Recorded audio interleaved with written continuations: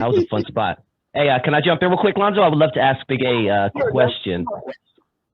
Yeah, it was a big year for you, Big A. I want to give you your flowers, while you're here and let people understand some of the things that you do behind the scenes. A few months ago, Special Ed was on Drink Champs, and he went viral for a comment that he made. He said N.W.A brought destruction to hip hop. Yeah. Now, what a lot of people don't know, including a lot of our listeners right now and viewers, you were very instrumental in calming that situation down, for lack of better words. You got Kurupt on the phone. You got Kurupt and Special Ed on the live, and they discussed it. What made you make that decision, and what was bubbling from your point of view underneath on the West Coast directly? What was the energy level like after Special Ed made those comments? Okay. I've been on Special Ed for years.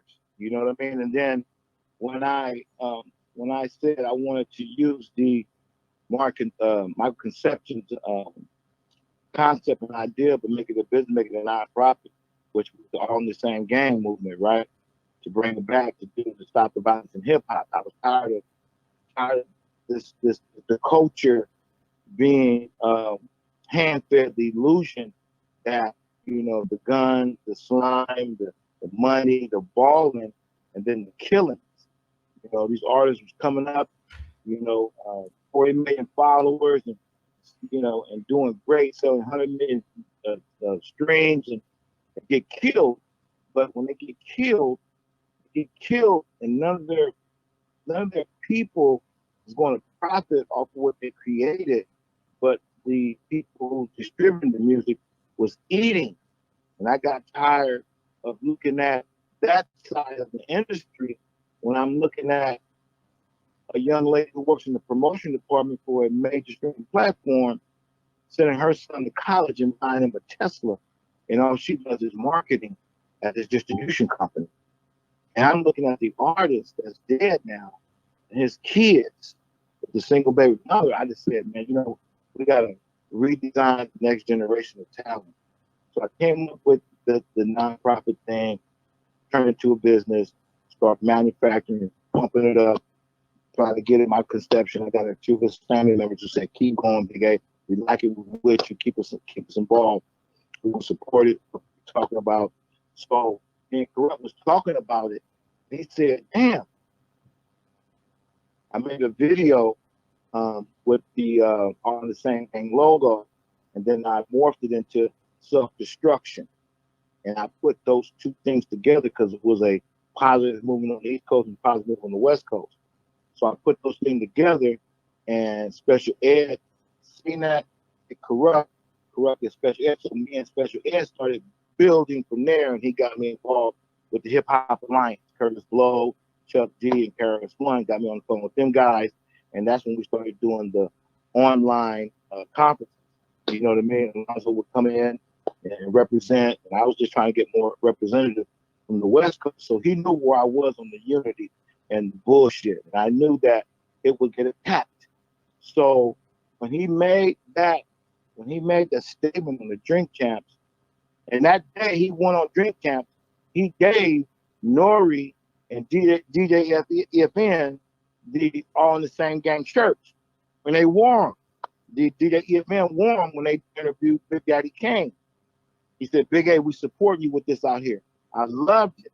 So when they shot me the clip that I heard they go viral, I'm like, damn, that's fucked up. People attacking Special, and he's not about that, man. He's a whole nother dude. He would come to LA, we'd chop it up about the vision of nonviolence and hip hop, and pushing the narrative of unifying the West through the nonprofits and the Hip Hop Alliance. And I'm making the movement, with Hip Hop Alliance and the movement I did with Daphne from the Beverly Hills Warner Mansion, who asked me to go to Congress because I went there to talk about the violence, but to push the AI thing and the Hip Hop Alliance.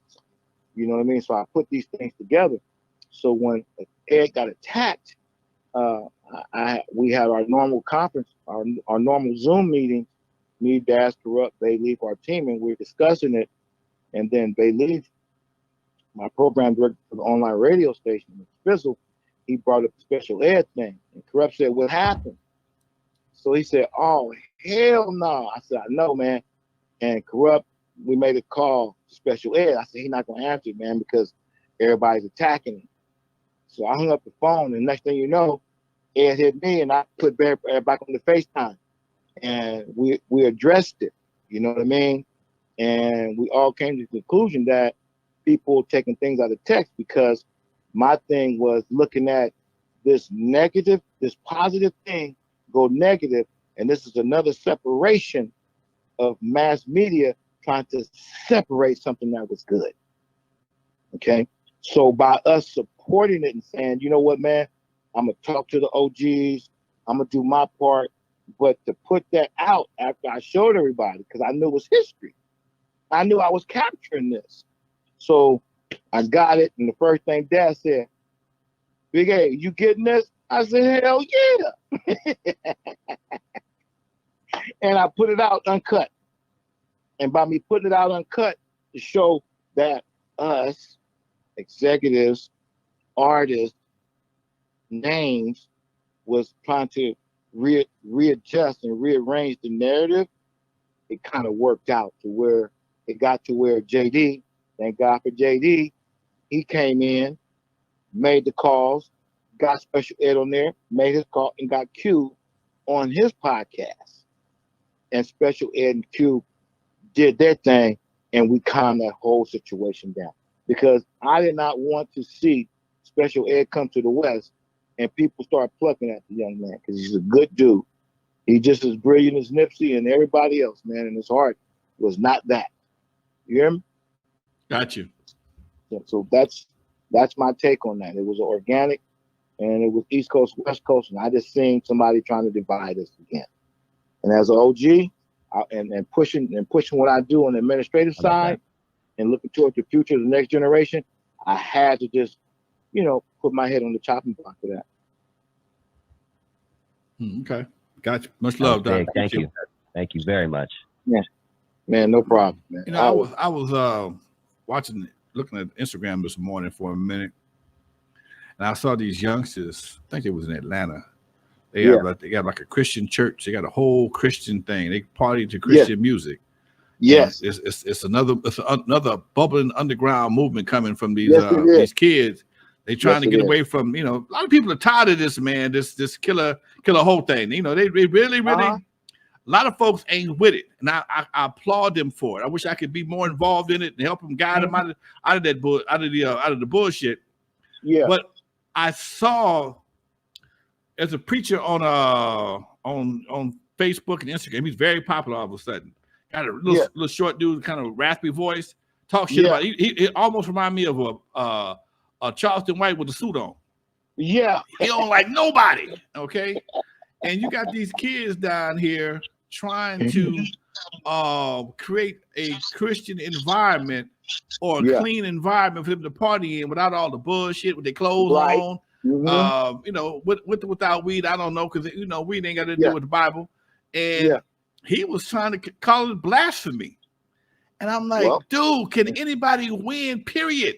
No matter what you do, you can't win. If this what it's going to take to get them to stop killing each other and to stop promoting all this whoredom and bullshit, let them do it, man. Let them do it, and then guide them. You can't. You cannot close the door on somebody trying to come in. Because they ain't coming in the way you want them in the house. But hey, man, take off your shoes, and we're gonna do it like this right here. I'm gonna show you how to do it right. That way you can go to anybody's house, not just mine. Yeah. You see what I'm saying? Well, go ahead. Yeah.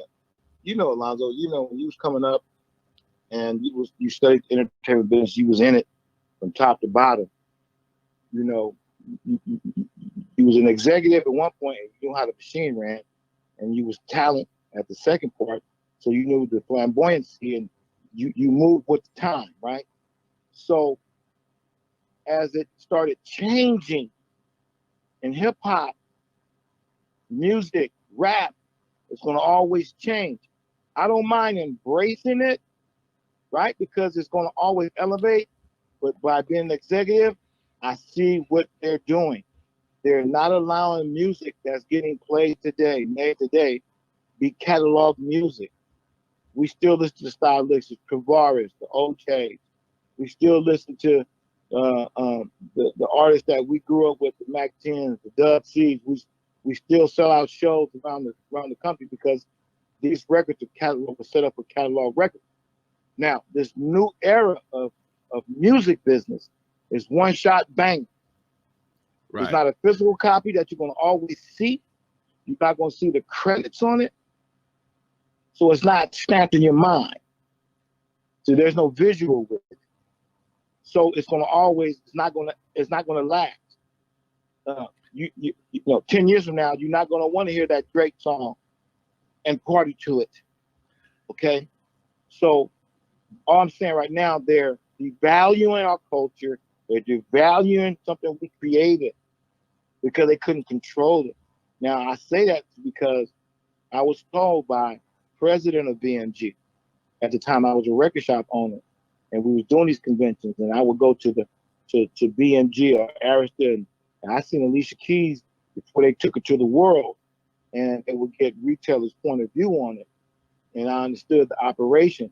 But when retail got to get, when Napster came in and LimeWire, and we find out that the BMG, the Bartleman Group, bought Napster for $31 million from the little developer guys out of OC, and then they changed their way of not participating with the music business Geneva plan, the Geneva Convention plan, which was artist, record label distributor, retailer, consumer.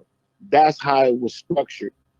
When I seen that they would jump in, and I seen it early on the retail standpoint when BMG bought Napster, and they created this thing called CD One Stop Online, where you can buy do 50 cents for $9.99, including shipping and handling, and they were charging me $10 or $11.30 at Abbey Roads for the same CD that I had to pay cash and carry for because I was a non-SoundScan store that didn't have a vendor agreement with the record label, so it was rough for me. So I would always politic with these brothers. 20 seconds, Doc.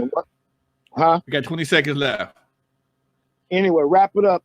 I just been on a mission to take the music back and take control of it and change the narrative and bring it back to what it could be. I miss music. I miss the record business, not the music business, the record business. That's a whole different business, baby. Yes. Big yes, A. It is. Man, much love. Thank you for spending this time with us, Doc. We appreciate you every time you come. Thank you, brother. Phone call away. Ain't nobody like you. All right, folks. I appreciate it. Much love to you, Doc. Thank you, Doc. All right, dog. Y'all take care. Much love. Peace. You too, bro. That's classic. Always legend right there. Love that dude. All the time. Dropping some grown ass man enlightenment. Dusty, we got to go, baby. Let's go, my man. Always a pleasure, dude. Hit him with the hit him with the hit him. You know what I mean? Hey, folks, for those who never heard of me, I'm the first one to put Dr. Dre in the surgery, stuck Ice Cube in the freezer until they got cold on the eve after dark 50-yard line Super Bowl. In the movie Straight Outta Compton, they played me like a hater of rap. Don't believe that bullshit. It's all Hollywood cap. I forgot my shit. For those who don't, people that most of y'all will ever know, just remember that N.W.A. stands for Not Without a Lonzo. Peace, y'all. We out of here till next week.